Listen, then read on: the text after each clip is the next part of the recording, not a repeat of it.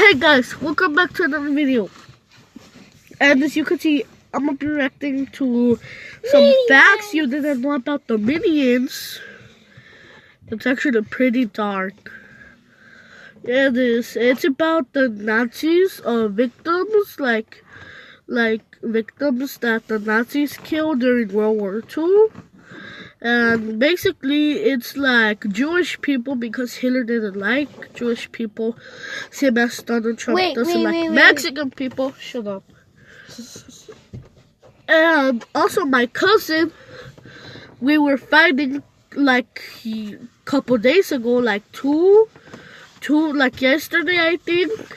And now she wants a shout out because I made the new video, Reagan Shark. You guys probably don't know.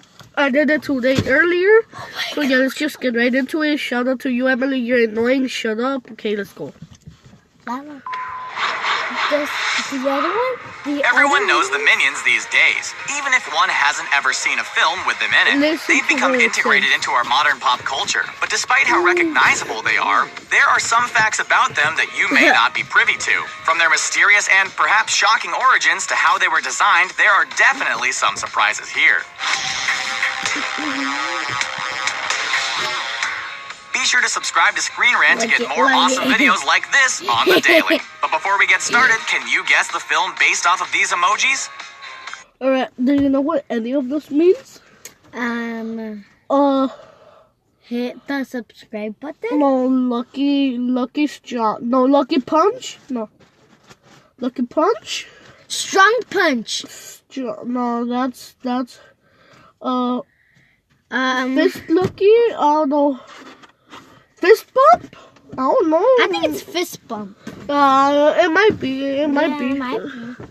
Alright. Lucky hit. What? Lucky foot. Lucky I forgot what the other one says. Wait, lucky hand? Lucky fist. Lucky fist. I don't think there's a. I'm sorry that I'm getting closer to the cameras because I don't know if you can see me very well. Yeah. One minion to rule them all.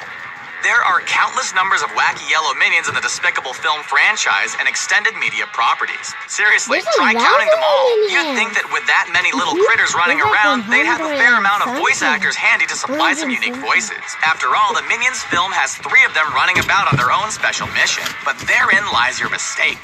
No matter who your favorite yellow troublemaker is, whether it's Kevin, Bob, Stu, or the rest of the Minion squad, they're all actually voiced by one man. No matter if it's for any of the Despicable Me films or the standalone Minion movie, all of the little critters are voiced by Pierre Coffin. Coffin is the co-director in all the movies that have Minions in them, including the latest installment, Despicable Me 3, which hit theaters in 2017. Okay, I'm sorry, my little brother's over here. What do you want, kid? Yes, what do you want? Oh, you want to be in it? Jesus Christ. Okay, let's go. Right, ready? When we say he Okay, go. voices all the Minions, we mean all the Minions. You may be thinking that he only had to do a few dozen voices for the films, but you'd be sorely mistaken. When it came time to multiply his voice for the highly anticipated Minions movie, Coffin actually had to voice 899 different Minions. Talk about committing to the role. Minions. Lots of Minions. On the topic of 899 different Minions, let's get into that. When you think of a Minion, there are probably a few classic characters that stick out to you. And when you think of those ones, you end up picking, well, every Minion in your head. It's not like they're really different from one another.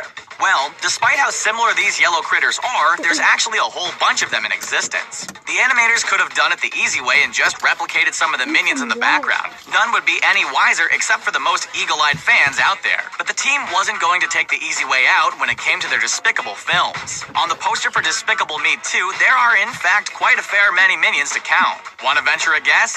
The number showcased on the poster is actually 400 different Minions. Whoa! When designing the Minions, the animators actually had a predetermined amount of templates to choose from. Everything from eyes, hair, height, and body could be chosen to create a unique Minion based on the available combinations. So while Minions may look similar, they're actually pretty unique. Tall, one-eyed Minions are apparently a rarity, so good luck if you want to try and find one. These guys captured me! Not all minions are good. Okay, good is a point of view when it comes to the minions. Sure, they're known for hanging around villains and like-minded people over the centuries, but at the end of the day, minions just want to be loved and have fun. Whoa. Yeah, I know. Yeah, not all minions are good. Or, but like when they were on the war and they shot, I think no, that wasn't George Washington. Maybe one of the other presidents, or maybe the France presidents, because I think they said this was France. Oh no, I heard. I don't know. I think.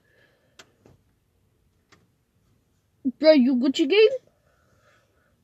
Get the fuck out of here.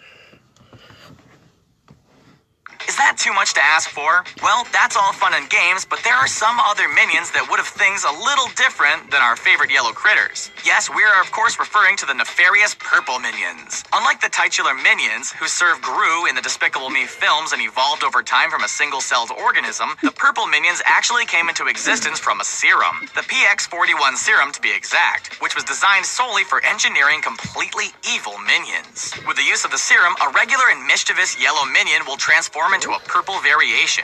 They were designed to be indestructible, so you know there's bound to be some mayhem with a pack of evil minions who can't get hurt in the process. Everything from fire, weapons, and explosives can't hurt these guys. They also like to eat anything they can get their hands on, and like the original minions, they have a weird thing for bananas.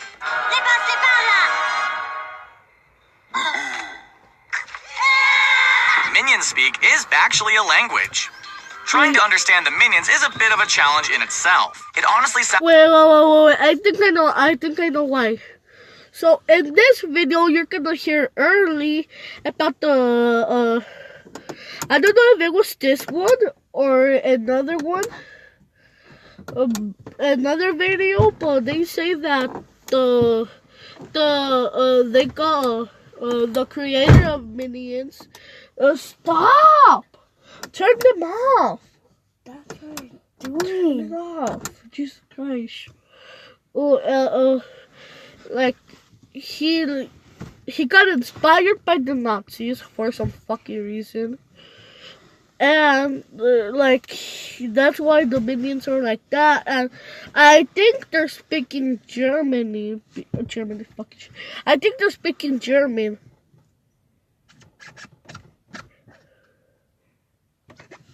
Because Nazis are Germans. So, yeah. Sounds like gibberish, complete nonsense made up of a few recognizable words. Can these yellow critters actually be communicating with one another, or are they just saying the first thing that comes into their tiny little heads? As it turns out, the minions are communicating with each other with a language called Minionese. What's even better for all you diehard Minion fans out there? Well, you could probably learn it in an afternoon should you desire. Minionese is made up of words from other languages from around the world and then scrambled together and altered to make something new. That's why much of what they're saying sounds kind of familiar. That's why Bapple is apple, why para tu is actually Spanish, which roughly translates to for you. Then there's gelato, which shouldn't need any translation for those who appreciate the Italian version of ice cream. Toss in some modified Korean and Russian and voila, you have the Minion language. While the Minions language may not be very elegant or sophisticated, each word that they speak actually can be translated, so if you really want... Yeah, I could actually understand. Fucking shit. I could actually understand what they say a little bit. Like, Pato. Oh, remember in the Minion movie at the end, Bob had it in a crown, and he gave the evil girl, like, she was like, Pato. Remember? Oh, yeah. Yeah. So, yeah, I do speak Spanish, and I know, like, a lot of languages. Not a lot, but, like, yeah. I know how to say hello in China. Hola. Hola. Bro, you don't even know. You're just saying random stuff. Ni hao, dumbass. Dumbass. know every bit of dialogue that they're saying, you now have a new project. Do the evolution. Ever stop to wonder where the minions came from? Even if you've never seen a film with these yellow critters, the thought likely crossed your mind. I think Were they I know it's engineered by right some here. evil genius way back when? Are they aliens? What are they? Well, as it turns out, the answer was right there for us to uncover. Despite the fact that they love serving evil masterminds, or at least try to, the minions were not engineered by some sort of supervillain. In fact, they're a natural creature that evolved from a single-celled organism, much like Gru and yourself. Which is interesting when you consider that the way the minions behave seemed tailor-fit for someone like Gru, and we wouldn't put it past him in his earlier days to create the minions. Instead, the minions have been around for thousands of years, which means they've seen just about every great moment there is. But despite their evolution, their intelligence seems to be a few centuries behind. Like, Stone Age behind. In the short film titled Orientation Day, we actually get to witness the early days of the minions when we saw them come into existence thanks to the mutated strand of DNA. From there, it evolved and, well, here we are. From orc to minion.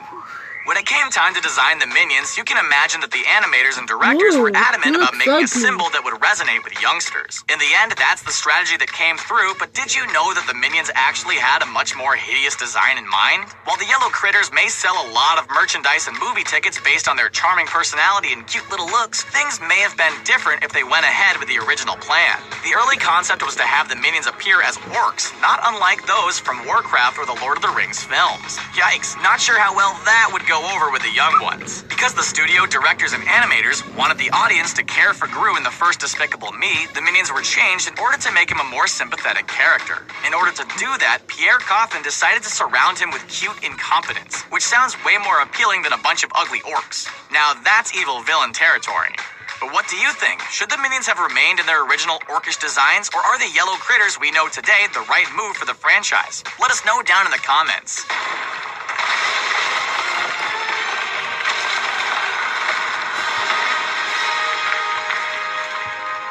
Minions designs were inspired by die-hard fans and even those who have... So look, I think here's it's gonna say about, I think, I'm not crazy, I'm not making up stuff about World War II, I swear to God.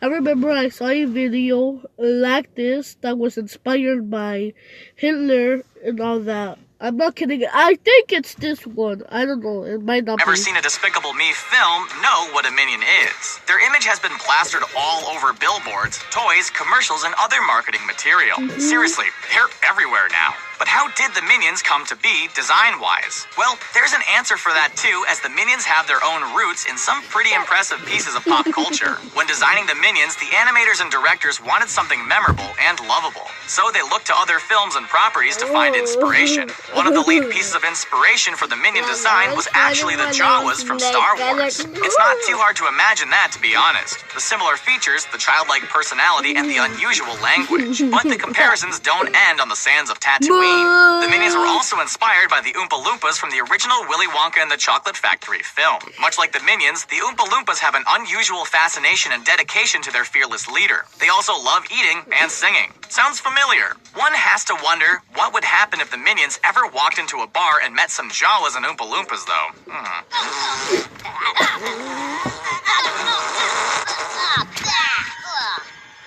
The color of evil. We established that evil minions are purple, but why is that? Surely black, green, or red would have been far more evil than purple. They may be doing evil things, but purple is hardly evocative of evil beings. Well, turns out there's a reason behind the madness. While purple might seem like a random choice, the animators chose it specifically for their appearance in Despicable Me 2. The reason will definitely surprise you.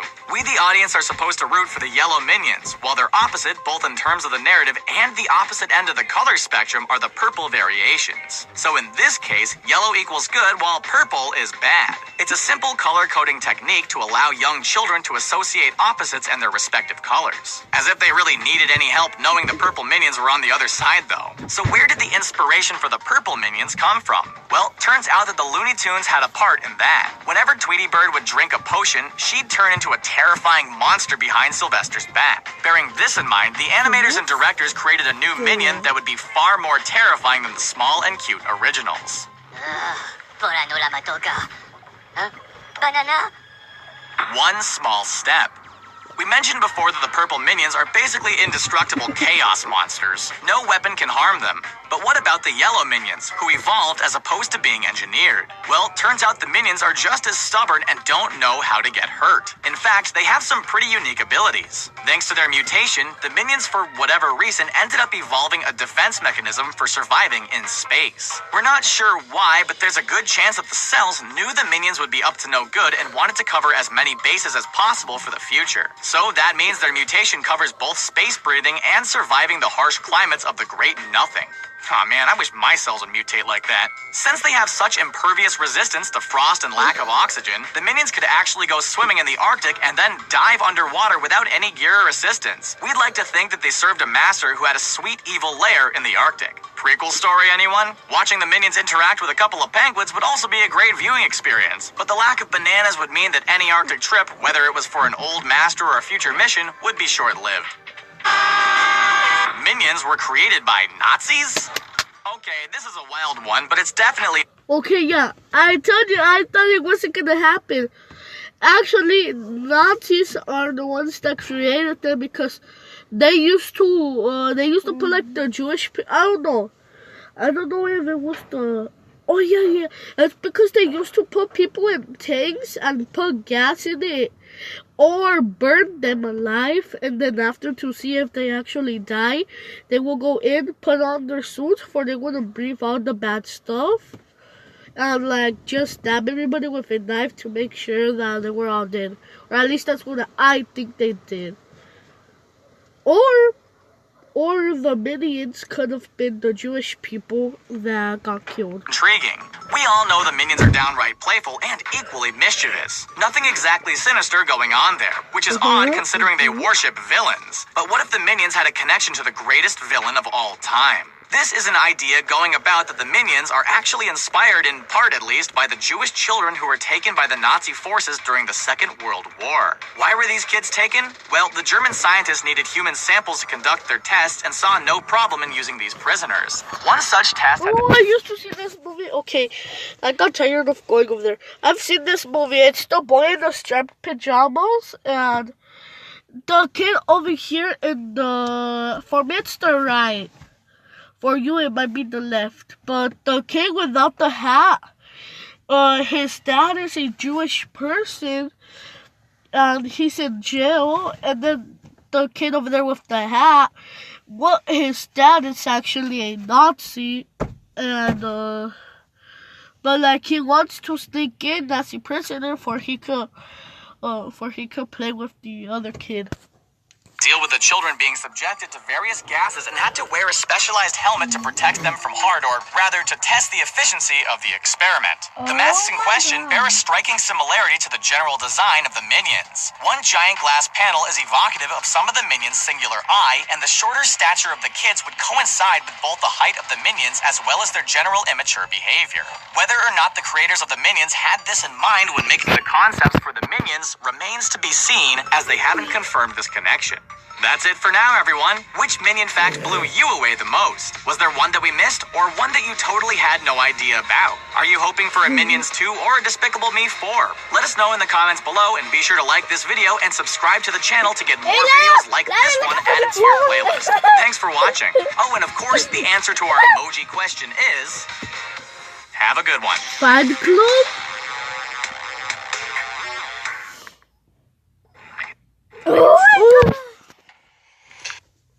Alright, so these are some YouTubers. Look at it. Yeah, bye guys.